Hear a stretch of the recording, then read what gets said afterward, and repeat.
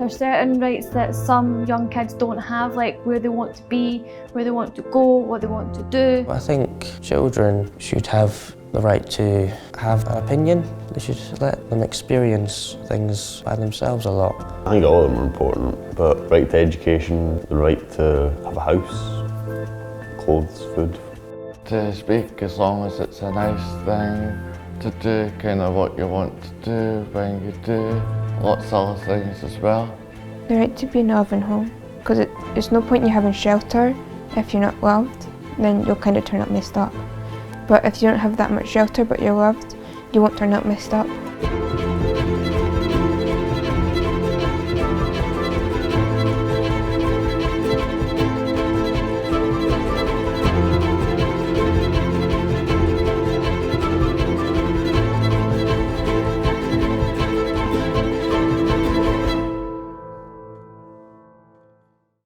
The rights for children aged 12 to 15 have been extended so that they've been given the same as many of the rights for parents, carers and young people over the age of 16 under the Additional Support for Learning legislation. These rights include the right to ask the school or local authority to investigate whether or not they require support. They also have the right to have their say in plans around that support. They have the right to have advocacy to support them in terms of gathering their views or sharing their views, and so the views are taken into account, and also legal representation if required.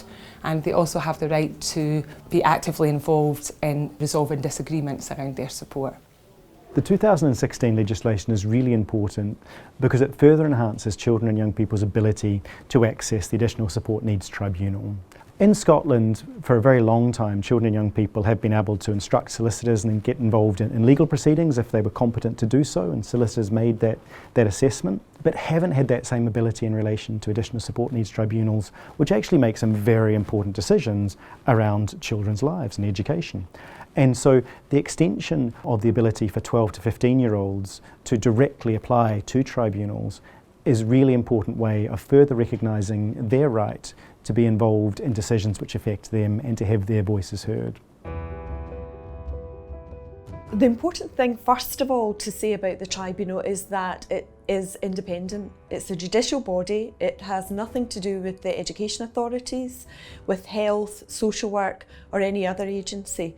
So it stands independently in its own right. We're very committed to improving access to justice for children and young people.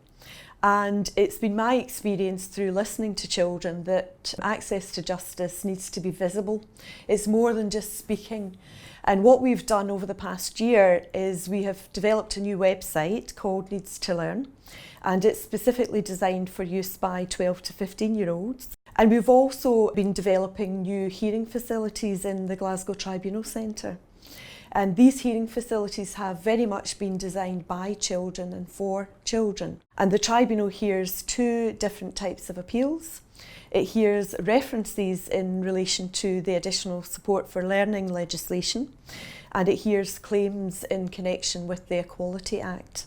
What human rights are about is the relationship between the state and the individual. So it's the things that the state needs to do, those in power need to do to make sure that everyone gets what they need. And so parents are the greatest champions for children's rights. And what this is about is making sure that children get the things that they are entitled to. And that often means the state needs to do more to support parents or carers or communities. My mum would go like head over heels if she could to help me. She loves me to bits, I think. So I think she'd do anything in her power to help me.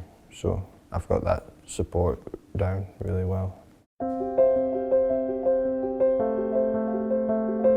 We're an advocacy organisation for parents. The problems that advocacy can address are where there are very difficult decisions or very big decisions. So an obvious example would be if your child is not coping in a mainstream school and you feel that they need a special school, then how do you decide which special school to go to and what are the processes for applying for that special school? So as an advocate, we can help a parent with that decision making and then help them step by step towards getting the right school provision for their child. One day my mum and dad asked me to come down and speak to me, and they said, we're thinking about sending you to a new school. And the minute I heard that, my brain just shut down, and my mind was going through millions of different things. And what made things worse was when they said that I would stay there, overnight. And I've never been to a school like that before.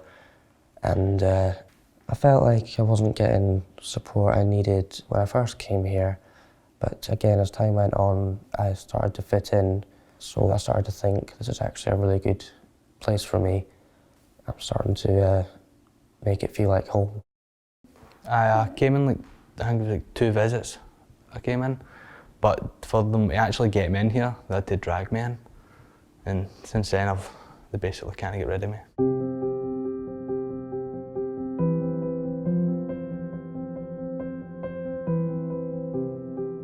Independent mediation is a process or an opportunity to assist people who are in dispute to have a productive conversation with a view to try and resolve whatever's they're in disagreement about.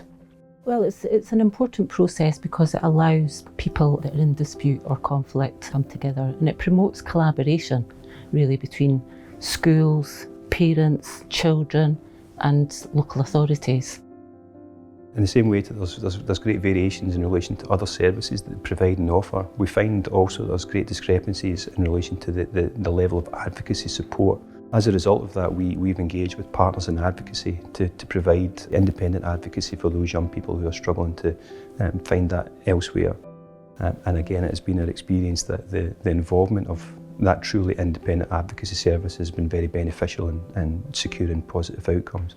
Children's advocacy is about speaking up for children and young people, making sure their views are heard and that their rights are respected by others. We attend meetings, we write letters, emails, make telephone calls for young people and ultimately try and help them to speak up for themselves. We feel that it's important because children and young people often aren't heard, aren't listened to, and having independent advocacy to support them to make their views known and respected is vital. I've got my own advocate that I speak to, and she's helped me with my guardianship and all that kind of stuff. It's good. This year I wouldn't have actually been here if it wasn't for her, because my council weren't willing to fund me at first. But the independent advocate helped to show them what it was that I wanted and needed, and in coordination with the school and my mum, I got funding to stay here for another year, and it was basically just because of the independent advocate.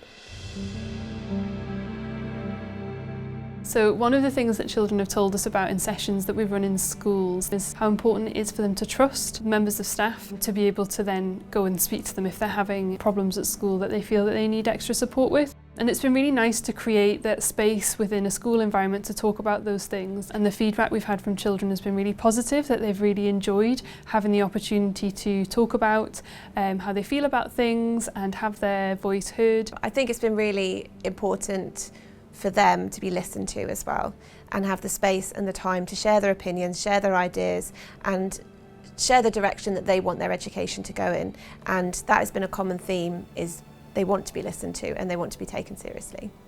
In addition to the helpline and the trained staff that we have there, that are experts in giving advice about all sorts of additional support needs, Inquire and Reach as well have a variety of resources online. So we have 22 different fact sheets about additional support needs, and also a wealth of information online that is easily accessible for people who have questions or want to know more about their child's rights to their education. So pupils with additional support needs in the school are involved in any plans to do with their education. They are always invited to any meetings, and if they're not happy to attend, then what we would tend to do is meet with them beforehand, and whether it's through person-centred planning or whether it's through a chat or it's someone that they feel comfortable with to represent them, then that's how we would go about hearing their views. I get support in most of my classes. They're very good, they're very patient, and they let me take my time if I can't get the words. In the mainstream school, you would just go to a class and talk to them. You wouldn't really talk to them outside of class unless you had some problem, but I'm not the kind of person that goes up to people and answer things, so at the school it's a lot easier, yeah.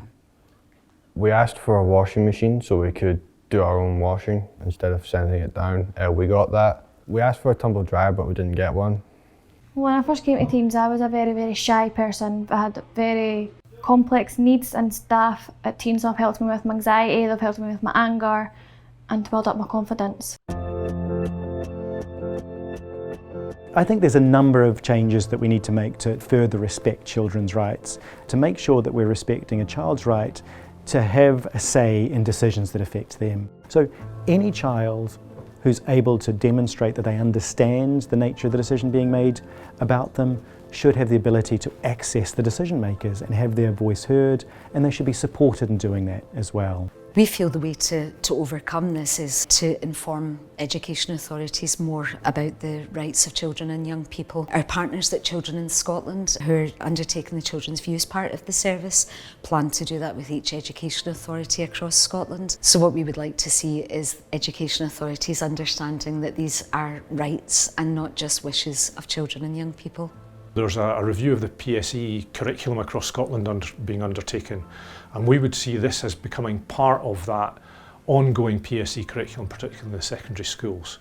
So we already do a number of inputs on different disabilities, gender, race, etc., that young people get to talk about and know about all these different protected characteristics. So the new rights would probably fit quite nicely with that, and that they'll become part of their course during their secondary school. Or it may be some schools choose to have a much more focused approach to it. So some of them already do children's rights as a specific topic, UNCR rights, etc. So again, this would just sit naturally with that. We want to keep learning from children. I made a commitment in 2018 that I would learn directly from children, and what I meant by that was actually one-to-one experience. I'm very grateful for the learning that I've developed through other agencies, but I wanted to actually go out and sit down with children and learn directly from them. So I want to keep doing that. So overall, an absolute commitment to continuing to engage with children and to learn from what they tell us. The children and young people should be included in as much of their education aspects as possible, and certainly being given the chance to have their voice and have their say, and most importantly with the support as required. That can only be a good thing.